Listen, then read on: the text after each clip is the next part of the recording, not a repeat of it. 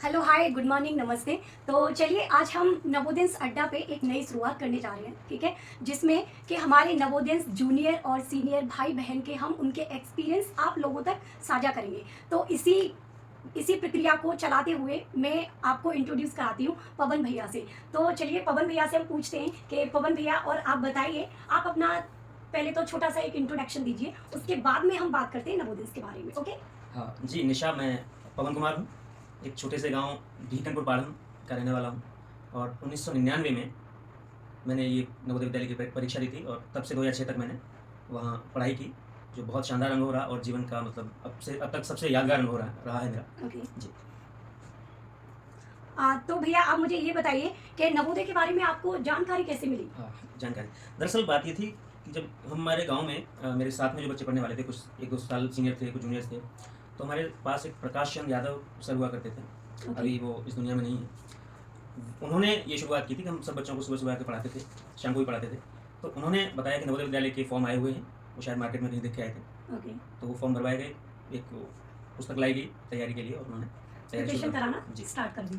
Okay. तो आपका मतलब सिलेक्शन जब फर्स्ट टाइम में आपका हो गया था, फिर वहाँ पे जाने के बाद आपको कैसे, मतलब आपका अनुभव क्या था?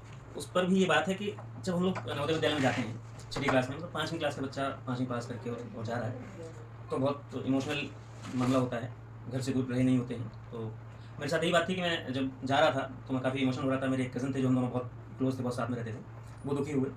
उनको और मुझे दादी ने बिठा के बड़े बड़े अच्छे से समझाया कि भाई कोई बात नहीं बेटा, कुछ यहीं पास में ही है। उस टाइम अपना विद्यालय शिकोहाबाद में हुआ करता था, ओके। जो मेरे घर से लगभग 24 किलोमीटर दूर है। तो उन्होंने बताया कि पास में ही हम लोग आते जाते रहेंगे और वहाँ नए दोस्त मिलेंगे, नई चीज़ें सीखने को मिलेंगी, बाहर कैसे रहना है घर वालों के बिना, वो सब सीखने को मिलेगा। तो मैं उस एक्साइटमेंट में वहाँ जब गया, बहुत से बच्चों को देखते ओके हुए। ओके ओके भैया, मैं उससे पहले आपसे एक क्वेश्चन करना चाह रही हूँ, वो ये है कि जब आप नवोदय में गए तो मतलब किस किस चीज़ की आपकी रिक्वायरमेंट रही जब आपका एडमिशन हुआ था उस टाइम पे? सब चीज़ तो याद नहीं होंगी, हाँ, ओके लेकिन ओके, जो भी आपको मतलब थोड़ा एक बहुत पता है। एक स्टील या ट्रंक जो बॉक्स सब लोग लेके बॉक्स जाते ले हैं, उस पर जाना नाम पड़ता लिखा है, हुआ है राइट। और वो सब बढ़िया से कुछ कपड़े जो बताए गए थे लिस्ट में, अपने सिविल क्लोथ्स लेके आने हैं, वो सब लेके गए थे। साथ में डॉक्यूमेंट्स जो भी रहते हैं अपना, मतलब मूल्य निवास प्रमाण पत्र वगैरह रहते हैं, वो सब लेके गए थे। तो आप बताइए, आपको जी क्या मतलब जब आप फर्स्ट टाइम गए थे तो आपको एक्साइटमेंट थी या थोड़ी सी अच्छा, घबराहट भी थी? दरअसल इससे पहले क्या था, जब नवोदय विद्यालय की तैयारी शुरू हुई थी लगभग 2 साल पहले, मैं चौथी क्लास में था शायद, उस समय शुरू हुआ। तो वहाँ ये था कि नवोदय विद्यालय ऐसी संस्था है, गाँव में उस समय यही बात थी कि इसमें जो बच्चा पढ़ने जाता है उसकी नौकरी जॉब लग के ही पक्की वापस है, आएगी, जॉब पक्की राइट। पक्की नहीं, वहीं से नौकरी लगने के बाद ही बाहर आएंगे। तो अच्छा था कभी नौकरी लग जाएगी, क्योंकि गाँव में मेरे उस समय तक कोई भी सरकारी नौकरी, हाँ एक थे, रेलवेज में थे। उसके बाद उसी साल मेरे पिताजी भी प्राइमरी विद्यालय में उनका सिलेक्शन हुआ था। तो हम दोनों पिता पुत्र एक साथ ही सरकारी हुए थे, कहने को कहें तो तब ये था कि भाई मैं एक बच्चा हो सकता हूँ जो जिसकी सरकारी नौकरी लगेगी, तो उस एक्साइटमेंट में चले गए। ओके। लेकिन जी हाँ, तो आप बताइए कि जब आप वहाँ पे पहुँच गए तो आपने मतलब बच्चों के साथ में आप कैसे घुले मिले और आपने कैसे कैसे, मतलब प्रॉब्लम तो ऑफकोर्स आई होगी, घर वालों की भी याद आई होगी, थोड़ा रोए भी होगे आप तो, क्योंकि भाई सब लोग रोते हैं, राइट? आप भी रोए थे? हाँ वो तो सभी को याद आती है, सब रोते हैं। तो जी अच्छा चलिए आप मुझे ये बताइए कि आपका जो वहाँ नवोदय का जो 7 साल का एक्सपीरियंस है वो किस टाइप का रोने से लेकर रोने तक था? ओके, मैं ये रोने से कहूँगा लेकर रोने तक। कि जिस वक्त हम जा रहे थे तो वो वजह अलग थी कि हम घर से दूर हैं, ये पता नहीं कौन से लड़के कहाँ से आए, पूरे जिले से इकट्ठे हुए हैं। कुछ बड़े भी दिख रहे थे, वहाँ सीनियर्स थे, उनसे भी डर लगता था कि भाई आके डांट देंगे, कई बार चपत भी लगा देते थे, वो सब रहता था। लेकिन जब बाहर निकले, वो रोना लगता कि हमारा ये जो इतना 500 550 लोगों का परिवार है, हमारे जो सुख दुख में साथी भाई बहन, हमारे गुरुजन हैं, उनको छोड़ के निकलना पड़ रहा है। मुझे याद है हमारे पीटी सर, तेजबली सर थे, ओके। वो हमसे ज़्यादा रोए थे उस दिन जब हम लोग वहाँ से बाहर निकल रहे थे। 2006 मार्च की बात है, 24 मार्च, अभी भी याद है मुझे। ओके। तो ये अनुभव, मतलब उस बीच में जो भी उतार चढ़ाव, जो भी मतलब खुशी के पल, दुख के पल, आपस के लड़ाई झगड़े, आपस के स्नेह के जो पल थे, वो बहुत ही शानदार थे। और मतलब अभी भी सपने में आता है कि मैं आज भी कहीं वहीं हॉस्टल में हूँ। अभी हाउस मास्टर सर, हमारे फेक सर जो हुआ करते थे, वो आए हैं चेक करने कि तुम अभी तक क्यों नहीं उठे हो। तो तो वो सब रहता है। अच्छा चलिए, तो आप मुझे इसी में एक क्वेश्चन और है एडम, आप मुझे ये बताइए कि आपकी वहाँ पे दिनचर्या कैसे स्टार्ट होती थी नवोदय में पर डे की? ये तो आपको अच्छे से पता होगा। आई नो पता है, बट हाँ, मैं थोड़ा अपने साथियों के को बताया एक्सपीरियंस जी। लेना चाह रही हूँ। ये दिनचर्या सुबह 5 बजे से शुरू होती थी। ओके। पीटी मैडम थी हमारे यहाँ पे, फिजिकल एजुकेशन टीचर थी, पीईटी, श्रीमती प्रीति अंसारी मैडम, उनकी सीटी से शुरू होती थी। बाद में उनकी जगह और टीचर्स आए, जैसे तेजवली सर का नाम लिया मैंने, उनसे पहले एक विजेंद्र यादव सर थे। तो इन सब की सीटियों से शुरुआत हुई। कई बार डंडे की हल्की मतलब पोक किया गया, भाई उठो, जब नहीं उठे, कभी सीनियर्स ने चिल्ला के उठाया। तो और शुरुआत 5 बजे आपको ग्राउंड में दौड़ा दिया हाँ, जाता था, हाँ, राइट? सुबह 5 बजे पीटी, ओके। पहले वहाँ काउंटिंग होती थी, उसके बाद पीटी, पीटी के बाद अपना थोड़ा बहुत देर खेलना है, उसके बाद फिर अपना नहा धो के आया, ब्रेकफास्ट किया, ब्रेकफास्ट के बाद स्कूल शुरू होता था, मॉर्निंग असेंबली में जो एक सेट प्रोसीजर्स में आजकल के विद्यालय में देख रहा हूँ कि वहाँ न्यूज़ भी बोली जानी है, फॉर बोला जाना है, क्विज होनी है, राइट। वो सब हम उस टाइम पे उस समय ये बाकी विद्यालयों में नहीं दिखता नहीं था, बट हम उस टाइम पे किया हम उस था, टाइम क्या राइट? करते थे, तो कोई एक स्टोरी चुटकुला या कोई पोएम वगैरह सुनाते थे। और टाइम के बहुत पंचुअल थे, क्योंकि वहाँ पे 1 मिनट भी इधर-उधर आप नहीं कर वो सकते। कला जो है ना, वो नवोदय विद्यालय के बच्चों में हमेशा से रही वो है हमेशा कि से आप है। अगर 8 बजे के नाश्ते का टाइम है, आप 7:55 पे भी उठे हैं, जैसे पीटी के बाद आके सो गए, कई बार ठंडी में हो जाता था, तो फटाफट तो आप 5 मिनट में 5 मिनट तैयार होकर ब्रेकफास्ट तक कैसे पहुँचना है, तो यस, वो कला हम लोगों में है, आज तक है। ओके। जी। फिर उसके बाद आपका 8 बजे स्कूल स्टार्ट है, राइट? और स्कूल स्टार्ट होने के बाद में फिर आप वही स्टडी वगैरह, फिर आपका वो रिमेडियल वगैरह होता था, राइट? तो आप मुझे ये बताइए, लंच से लेकर रिमेडियल के बीच में आप कितना मतलब आराम खुद की बॉडी को दे पाते थे या नहीं उस टाइम पे? दरअसल उम्र ऐसी होती है कि आराम की जरूरत होती नहीं है, क्योंकि इतनी एनर्जी उस बचपन की मतलब रहती है। और सबसे अच्छी बात ये थी कि वहाँ जब भी विद्यालय का जो रूटीन था हमारा, ब्रेकफास्ट के बाद रिसेस में दूध, बिस्किट, फ्रूट्स वगैरह वो सब रहना है, तो डाइट जो थी, न्यूट्रिशनल डाइट हमको फुल ध्यान रखा जाता था, तो उसकी वजह से कभी एनर्जी की कमी पड़ी नहीं। तो कभी कभार जैसे तबीयत खराब हो गई, कुछ हुआ, तो भले 1-2 घंटे सो लिए, अदरवाइज सोने का टाइम होता नहीं था। लंच के बाद 1 घंटे का टाइम है, और अपना रिमेडियल क्लासेस जो आपने शब्द बोला, बहुत शानदार ये चीज़ है नवोदय विद्यालय में या रेजिडेंशियल विद्यालय जितने भी, उन्हें पता नहीं होता है नहीं, लेकिन नवोदय विद्यालय में होता है कि कुछ बच्चे जिनकी क्लासेस छूट गई किसी वजह से, वो नहीं आ पाए, बीमार हो गए थे या कुछ हुआ, या कोई या- टॉपिक उनको समझ नहीं आया, या तो कोई वो भी बच्चा थोड़ा सा वीक है वीक तो हो गया उसे किसी टॉपिक पे, तो उसको रेमेडी की तरह इस्तेमाल किया जाता है दिया उनको बाकी बच्चों को बराबर लाने के लिए। वो सब बहुत शानदार कॉन्सेप्ट है ये। ओके। लेकिन जब आपका जैसे 10th आता है, जैसे हम दूसरे विद्यालयों में क्या देखते हैं कि भाई 10th आ गया, इतना सारा बर्डन आ गया, वो क्या होम ट्यूशन चल रहा है, बहुत कुछ चल रहा है, लेकिन हमारे नवोदय में क्या होता है कि ठीक है, हमारे नवोदय में मॉर्निंग स्टडी, नाइट स्टडी भी हुआ करती थी 10th क्लास में और 12th में भी। बोर्ड एग्जाम्स एक्चुअली हाँ। हर बच्चे की या हर व्यक्ति के जीवन में मतलब बहुत तनाव के क्षण होते हैं, तो हमारे गुरुजन दरअसल बात ये है कि नवोदय विद्यालय में सभी टीचर्स, सभी फैकल्टीज वहीं रहते हैं। आपके हाउस गार्डन है, वो पता लगा फिजिक्स के या मैथ्स के पीजीटी हैं, लेक्चरर्स हैं। प्रिंसिपल सर हमारे, मुझे 10th का याद है, हमारे प्रिंसिपल सर उस टाइम श्री जी पी विकल्प सर हुआ करते थे, वो सुबह 4 बजे आके जगाते थे हम सब लोगों को, तो बोर्ड के बच्चों को पीटी वगैरह थोड़ा सा रिलैक्स मिल जाता था, तो प्रिंसिपल सर आकर के जगाते थे, बेटा उठो पढ़ो। तो जब इस तरह की जहाँ पर मतलब परंपरा रहेगी, जहाँ रात में आप 11 बजे जाकर के टीचर से पूछ सकते हैं उनके घर में जाकर के क्वार्टर्स में, तो मुझे नहीं लगता किसी ट्यूशन की जरूरत है हमें। और मतलब Results, किसी भी, आप हाँ, पूरी दुनिया रिजल्ट्स देख रही हैं और रिजल्ट हमेशा से दुनिया top देख पे रही है और हमेशा से टॉप है, कोई इसमें इशू नहीं है। अच्छा, तो आप मुझे ये बताइए, नवोदय से निकलने के बाद आपकी लाइफ में कुछ भी अप्स डाउन आए हैं, ठीक है, तो मतलब वो किस तरीके के आए हैं, फिर आपको नवोदय का एक्सपीरियंस लेते हुए आपने खुद को किस तरीके से मोटिवेट किया है? नवोदय से निकलने के बाद की बात तो मैं थोड़ी देर में करूँगा, पहले उसी समय की बात करता हूँ। जैसे Okay. 10th के बोर्ड का एग्जाम का रिजल्ट जब आया, तो मेरी उम्मीद काफ़ी ज़्यादा थी, राइट। और प्री बोर्ड्स में अच्छा स्कोर आ रहा था, लेकिन बोर्ड में फाइनल में किसी वजह से कम उतना नहीं अच्छा था, लेकिन उतना नहीं था। उतना नहीं था। तो मुझे रिजल्ट देखने के आधे घंटे के बाद बुखार आ गया था। ओके। वो डिप्रेशन, मैंने पता नहीं था डिप्रेशन है क्या है, ये क्यों आया मालूम नहीं, बाद में समझ में आई चीज़ें, ये डिप्रेशन जैसा कुछ था। 1 हफ्ते में बुखार में रहा, उस पीरियड में समझ में आया कि भाई इसमें मतलब ये नंबर हैं थोड़े से, इसमें कुछ नहीं होने वाला। 1 हफ्ते बुखार में अकेले पड़े रहते हो। तो फिर 12th मतलब 10th के बाद 11th में जब मैं गया, पढ़ाई अपनी साइंस साइड से कर रहा था, पीसीएम सब्जेक्ट्स थे, फिजिक्स, केमिस्ट्री, मैथमेटिक्स, तो मैं उनके साथ साथ बहुत कुछ लाइब्रेरी की तरफ मुड़ गया और वहाँ अपने सिलेबस की किताबों के अलावा मैंने बहुत कुछ पढ़ा। तो उन किताबों ने बहुत हेल्प की। उनमें एक किताब का मैं जिक्र करना चाहूँगा, हम नहीं सुधरेंगे। Okay. एक व्यंग्यात्मक एकांकी है, एकांकी हैं बहुत सारे उसमें, व्यंग्यात्मक लेख हैं उसमें, तो वो उसका असर बहुत ज़्यादा पड़ा मेरे व्यक्तित्व को बदलने में। समाज के लिए हम कितने सेंसिबल हो सकते हैं, कितने संवेदनशील हो सकते हैं, वो बनाने के लिए मुझे उस किताब में बहुत मदद की। इसके अलावा और बहुत सारी किताबें थी। अच्छा, मैं एक और क्वेश्चन मतलब लोगों को बताने के लिए मैं ये वाला आपसे क्वेश्चन पुट अप करूँगी कि कई स्कूल में हमने देखा है, बहुत सारे स्कूल में, इंटरमीडिएट तक के स्कूल में, कि वहाँ पे क्या है, लोगों की ना, उन स्टूडेंट की, बहुत बड़े बड़े स्कूल है, बड़े बड़े लेवल की बता रही हूँ, तो उसमें क्या है, पैसों के आधार पर उनकी बहुत सारे बच्चों की तुलनाएं की जाती हाँ हैं। जी। जो पैसे वाले हैं कि अरे देख मेरे पापा पे तो ये है और तुम्हारे पापा किससे आते हैं, बाइक से आ रहे हैं, ये वो, मतलब बहुत सारी चीज़ें हमें देखने को मिलती हैं। बट हमारे नवोदय में कभी भी ये चीज़ होती ही नहीं है। इवन हम जानते ही नहीं है कि कास्ट क्या होती है, लोग बड़ा कौन होता है, छोटा कौन, हम लोग इस चीज़ को जानते नहीं हैं। तो आप बताइए इसके बारे में थोड़ा सा मैं बड़ा जवाब देना चाहूँगा।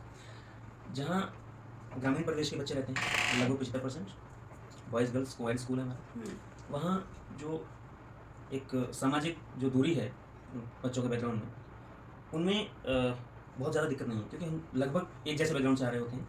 शहर के बच्चे हैं, ग्रामीण प्रदेश से भी कुछ लोग हो सकते हैं बहुत अमीर हों कहने के लिए, या दिखाई देते थे, गाड़ियों से आते थे लोग। तो हमारे यहाँ ये भी होता था कि कुछ बच्चों के पेरेंट्स जब मिलने आ रहे हैं तो साइकिल से आ रहे हैं, राइट कुछ बच्चों के पेरेंट्स पैदल भी आ रहे हैं, राइट जो क्योंकि जहाँ से बस उनको छोड़ती थी वहाँ से पैदल आते थे, अपना झोला वगैरह टांग झोले में के, थैले में कुछ right. अपना कुछ खाने पीने की चीज़ें लेकर के। तो उसे कभी ऐसा नहीं लगा कि ये कहाँ है हम कहाँ, क्योंकि हमारा परिवेश ऐसा था, वो जो जिन इन्वॉल्वमेंट बच्चों बहुत अच्छा इन्वॉल्वमेंट बहुत अच्छा था एक दूसरे के साथ में, इंटरेक्शन बहुत शानदार थे। हाँ, कभी कभी थोड़ा बहुत लगता था, जैसे मेरी एक घटना है, मैंने एक बच्चा था वहाँ, उसके बहुत ज़्यादा ज़मीन थी, वो बताता था कि मेरे घर में इतनी ज़मीन है। मैंने पापा को एक दिन ऐसे मतलब घर गया हुआ था, मम्मी को बोला, मम्मी ने पापा को बताया कि इसके दिमाग में शायद ऐसी कुछ बातें आ रही हैं। तो पापा ने मुझे समझाते हुए बताया कि आप बेटा, मुझे नहीं पता उनके पास कितनी ज़मीन है क्या है, लेकिन जो जायज़ खर्चे हैं आपके, वो उससे एक पैसा कम मत करना। नाजायज़ खर्चे या मतलब जैसे पैसा फालतू का खर्चा करने वाला, वो मैं नहीं कर पाऊँगा, लेकिन जायज़ खर्चे हैं, वो मैं कुछ भी करूँ, कहीं से भी आए, वो आपके लिए पूरा होगा। और ये बात मुझे आज तक याद है, आज तक मुझे कभी भी किसी तरह की कमी नहीं हुई। बस। ओके जी। तो चलिए अब मैं नेक्स्ट क्वेश्चन आपसे पुटअप करना चाह रही हूँ। नेक्स्ट क्वेश्चन आपका ये है कि JNB के जो प्रेजेंट टाइम में जो स्टूडेंट हैं, आप उन्हें क्या मतलब आप उन्हें सजेशन देना चाहोगे कि उन्हें क्या करना चाहिए लाइफ में? अभी जो वो उस टाइम पे पढ़ रहे हैं, उन्हें कैसे मेहनत करनी चाहिए और किस तरीके से वो पढ़े? वो सिर्फ एक नंबर के लिए या उसके लिए ना, वो अपने लाइफ में उस चीज़ को, पढ़ाई को भी वो अपने एक्सपीरियंस लाइफ में उस चीज़ को ढालें अच्छे से। तो वो थोड़ा बताइए। जब हम किसी माहौल में या किसी चीज़ के बीच में होते हैं, तो हमें उसकी अहमियत समझ में नहीं आती है। राइट जब जैसे संबंधों में भी मामला होता है, जब तक हम किसी संबंध के बीच में हैं, तब तक हमें पता नहीं लगता क्या है। जैसे उससे अलग होते हैं, तब उसकी याद आती है कि भाई क्या था वो चीज़। वैसे ही नवोदय विद्यालय है। आप अब देखिए कि जो CBSE बोर्ड के आजकल टॉप के रिजल्ट्स रहते हैं, हमेशा टॉप पे है नवोदय विद्यालय का रिजल्ट। तो ऐसी संस्था जो टॉप पे है और उसके टीचर्स आपके साथ हमेशा हैं, वहाँ रहने का पूरी व्यवस्था है, टीचर के साथ रह रहे हैं आप, इतने सारे बच्चों के साथ में हैं, उस संस्था में अगर आप कहीं ना कहीं अनुशासन एक चीज़ है जो कभी नहीं तोड़नी चाहिए, क्योंकि अनुशासन का मतलब बंदिश नहीं होता, जो Right. मैंने समझा है अपनी सरकारी सेवा के बीच में। डिसिप्लिन आपकी लाइफ में बहुत ज़्यादा डिसिप्लिन चीज़ें डिसिप्लिन का मतलब फोकस। है। आप जिस काम को कर रहे हैं उसको फोकस रखिए, राइट और उसके जो भी कार्रवाई कर रहे हैं, उसके लिए जो भी काम कर रहे हैं, जो मेहनत कर रहे हैं, उससे अगर आप डिविएट होंगे तो दिक्कत है। आप समयबद्ध तरीके से काम नहीं कर पाएंगे। अब पता लगा कि बोर्ड का एग्जाम मार्च में होना है, आप बड़े आराम से मस्त होकर पढ़ाई कर रहे हैं, नहीं भी कर रहे हैं, तो बोर्ड में परफॉर्म नहीं कर पाएंगे, राइट क्योंकि आपका सिलेबस ही अप्रैल में कंप्लीट होने वाला है, तो कैसे होगा।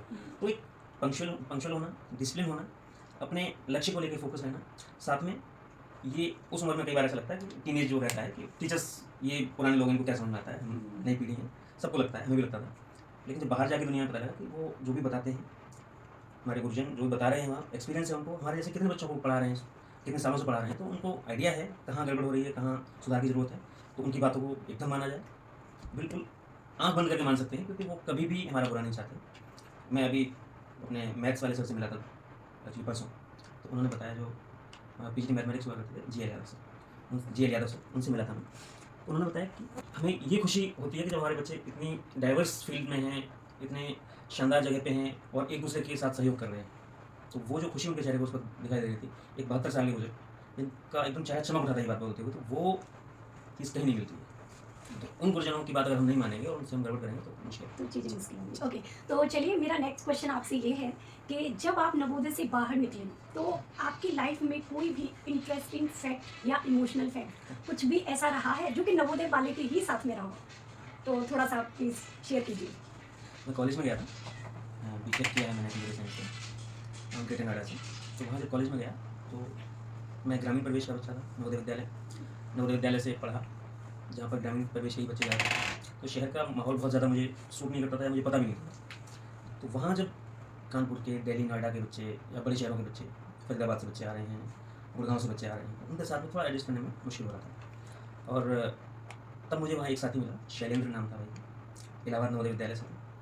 तो उनके साथ जब परिचय हुआ, उसके बाद फिर हम लोग बस अपना गैंग बन गया। बस फिर कभी कोई समस्या नहीं आई किसी से इंटरेक्शन करने में, क्योंकि एक आइस ब्रेकिंग पॉइंट हमको चाहिए होता है, वो उस व्यक्ति के साथ टूटा और फिर हम लोग बहुत अच्छे से पूरा शानदार तरीके से काम रहा, मतलब पूरी BTech के दौरान। राइट ये तो खैर देखने के लिए मिलता ही है कि अगर आप किसी भी जगह पे चले जाओ, डजेंट मैटर कि वो किस नवोदय से आ रहा है, बस ओनली नवोदयंस। तो उसकी मतलब किसी भी आपको इंट्रोडक्शन, किसी भी चीज़ की ज़रूरत ही नहीं पड़ती, बस बिना कुछ भी जाने आप बस आंखें बंद करके आप हमेशा नवोदयंस, एक नवोदयंस दूसरी नवोदयंस की हेल्प करने के लिए ऑलवेज रेडी रहते हैं, राइट। ओके तो चलिए अब आपका एक क्वेश्चन ये भी है कि ठीक है, अभी जो आपकी सेकंड एलुमनी मीट हुई थी अयोध्या में, तो वो बताइए आपका एक्सपीरियंस कैसा रहा वहाँ का? दरअसल मेरे घर में कुछ काम था, मैंने वो काम, उसकी तारीख इसके साथ ही अटैच करवाई, ताकि मैं वो मीट में भी देख सकूँ और घर वाला काम भी। ओके राइट कर सरकारी सेवा में होने की वजह से कई बार छुट्टी नहीं मिल पाती है। मुझे छुट्टी फॉर्चुनेटली मिल गई। मैं घर में आया, बैग रखा, उसके बाद दूसरा बैग उठा के सीधा अयोध्या निकल गया 2 घंटे के अंदर। तो वहाँ मुझे बताया गया था, मैं कुछ कमेटी मेंबर्स के साथ संपर्क में था और ग्रुप जो बनाया गया था व्हाट्सएप, तो वहाँ भी बातें चल रही थी। ये था कि लगभग 1800 से 2000 लोग पहुँचेंगे, जो कि इससे पहले वाली मीट आगरा में जो मीट हुई थी उसमें लगभग 1100-1200 लोग इकट्ठे हुए थे। तो मुझे उम्मीद थी कि 2000 तो हो जाएंगे, लेकिन वहाँ जाकर पता लगा कि 11 बजे तक 2500 लोग हम क्रॉस कर चुके हैं और शायद 3000 की स्ट्रेंथ भी क्रॉस हो चुकी थी। तो ये जो एक समागम जो नवोदय विद्यालय के पुराने छात्रों का हुआ, इसमें अच्छी बात ये रही कि जो कनेक्टिविटी हम लोगों के बीच में जो होनी चाहिए वो बढ़ी है। लोग एक दूसरे पर भरोसा जता रहे हैं। सबसे पहले किसी भी संगठन को या किसी भी बड़े काम को करने के लिए लोगों का इकट्ठा होना जरूरी है। राइट। तो जब 1200 से ये संख्या 3000 क्रॉस हुई है, तो एक बात तो निश्चित है कि हम लोग इकट्ठे हुए हैं। तो अब हम इकट्ठे होकर के कुछ बड़े कामों की तरफ, जैसे विद्यालयों में अपने छोटे भाई बहन जो हमारे हैं उनका कैरियर काउंसलिंग है, उनको बाहर की दुनिया के बारे में जो एक गैप होता है, क्योंकि हमारे विद्यालय हैं रिमोट एरियाज़ में है, राइट। तो वो कहीं ना कहीं थोड़ा सा कट ऑफ हो जाते हैं बाहर की दुनिया से, जो दुनिया में चल रहा है। जैसे हम लोग थे अपने, मुझे अच्छे से याद है, तो अखबारों से या मीडिया के थ्रू उतना इंटरेक्शन नहीं होता था। तो वो कनेक्ट बनाने के लिए हम लोग कुछ काम कर सकते हैं। और वहाँ से निकलने के बाद जब कठिनाइयाँ आती हैं, जो बच्चे स्ट्रगल करते हैं अपने जीवन को सेटल करने के लिए, करियर को सेटल करने के लिए, उसमें जो भी हम योगदान दे सकते हैं। और उसके अलावा साथ में समाज के लिए भी, क्योंकि हमारे ऊपर समाज का ज़्यादा कर्ज है। फ्री ऑफ कॉस्ट हमने पढ़ाई की है 7 साल तक, बाद सरकारी खर्चे पर, तो वो समाज से ही खर्चा आया है। तो समाज को हमें क्या पे बैक करना है, उसके लिए हम जो भी काम कर पाएंगे इकट्ठे होने के बाद, अब उस पर हमें आगे बढ़ना है जो ओके, तो आप मुझे ये बताइए, जैसे जब आप लोग एक पूरा ग्रुप, मतलब जितने भी नवोदयंस हैं सारे लोग इकट्ठे होते हैं, ठीक है, इकट्ठे होने के बाद तो आपको कभी ऐसा लगा अपनी लाइफ में कि नहीं यार वो तो भाई थोड़ा मतलब एक बड़ी रैंक पर है, तो वो मतलब मुझसे क्यों, तो ऐसा शायद कभी भेदभाव होता हुआ दिखाया आपने? नहीं, मैंने अपने 2006 से लेकर के अभी लगभग 17 साल हो चुके हैं। 17 साल में मैंने कभी ऐसा फेस नहीं किया कि किसी भी व्यक्ति ने बुरा व्यवहार किया हो या जो ड्यू केयर या ड्यू अटेंशन न दी हो। कोई भी समस्या की बात होती है, कुछ भी काम रहता है किसी को, तो हम लोग पता नहीं किस मिट्टी के बने हैं या उन 7 सालों में किस तरह इनको ढला गया है, वो समझ में नहीं मतलब आता। सभी वो एक दूसरे की शायद हेल्प मुझे नहीं लगता कि करते एक नॉन नवोदय में बाहर रहने वाला व्यक्ति इस चीज़ को समझ पाएगा। राइट। वो सुख दुख, लड़ाई झगड़े, मित्रता, प्रेम, स्नेह जो भी है, वो चीज़ एक अलग है। और उसकी वजह से कभी ऐसा नहीं लगता कि कोई IAS ऑफिसर उनसे कभी बात करनी है, IPS ऑफिसर है उनसे कुछ बात करनी है, कुछ समस्या का समाधान करवाना है। कभी नहीं लगा कि उन्होंने रेस्पॉन्ड नहीं किया हो, राइट। समस्या को सुनाना हो या उस पर कोई हेल्प नहीं की, जो भी ड्यूली हो सकती है। ओके, तो अब आप मुझे ये बताइए कि एलुमनी मीट तो हो चुकी, अब जो नेक्स्ट एलुमनी मीट होगी तो आप उसके लिए मतलब क्या हमें एड ऑन क्या क्या करना चाहिए एलुमनी में, और जो कि आपको लग रहा है कि नहीं थोड़ा ये चीज़ मिसिंग थी, मुझे थोड़ा हम लोगों को ये चीज़ और इस पर थोड़ा ध्यान देना चाहिए। मिसिंग मुझे कुछ ऐसा नहीं लगा, बस थोड़ी सी, जैसे हमारा देश जो प्लास्टिक फ्री घोषित किया जा रहा है, किया जा चुका है एक्चुअली, तो प्लास्टिक बॉटल्स जो हम लोग वहाँ पानी के लिए इस्तेमाल कर रहे थे, मेरी ये गुजारिश रहेगी अपनी टीम से कि वो थोड़ा कम किया जाए, या अगर इस्तेमाल कर रहे हैं तो वहाँ डस्टबिन की पर्याप्त व्यवस्था रहे, जो कि वहाँ थोड़ा लिटर जो हो रहा था वो ना हो। इसके अलावा ऑर्गेनाइजेशन में कोई दिक्कत नहीं आई, बहुत बढ़िया से ऑर्गेनाइज किया गया। और मुझे ऐसा लगता है कि ये जो रेस्पॉन्सिबिलिटी है ये सिर्फ एक किसी पर्टिकुलर मैं उसी की नहीं, उसी वो पर सभी की है, उसी पर राइट? आता। तो उसमें मैं सभी जो हमारे भाई बहन वहाँ पहुँचते हैं, सबसे गुजारिश मेरी ये रहेगी कि ये चीज़ हमारी अपनी जिम्मेदारी है कि हमने पानी पिया या कुछ भी यूज़ किया जहाँ प्लास्टिक है या कुछ भी ऐसा कचरा है, उसको यूँ ही ना छोड़ें। वैसे इसकी उम्मीद मुझे नहीं थी, लेकिन हुआ है तो बता रहा हूँ। राइट।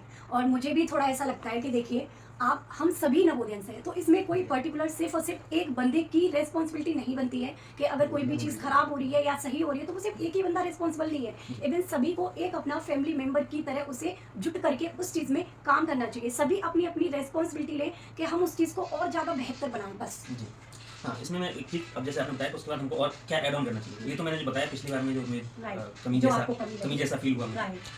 आगे आने वाले समय में हमको क्या करना है कि हमारे जो भी भाई बहन हैं, रोजगार उनके रोजगार के लिए काम करना होगा, राइट। उनको एम्प्लॉयबल बनाना होगा, उसमें हेल्प करनी होगी, उनके स्ट्रगल्स में हमको साथ देना होगा, जो भी सक्षम लोग हैं उन्हें। साथ में एक चीज़ और है कि मेडिकल फैसिलिटीज़ कई बार इतने खर्चीले हो चुके हैं, तो उनको हेल्प की ज़रूरत है, फाइनेंशियल हेल्प अभी भी हो रही है, एक ऑर्गेनाइज तरीके से होने की ज़रूरत है।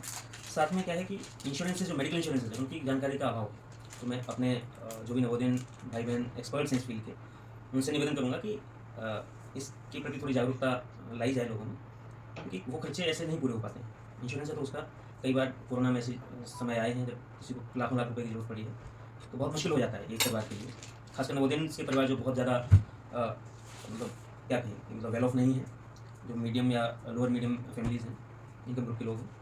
तो इस तरह की चीज़ें हैं जो जिनसे उनको अपने जीवन में जो डे टू डे उनके स्ट्रगल्स हैं, मेडिकल फैसिलिटीज़ हैं, मान लीजिए कई बार कानूनी पेचीदगी आ जाती हैं, उनको लेकर के मामले हैं,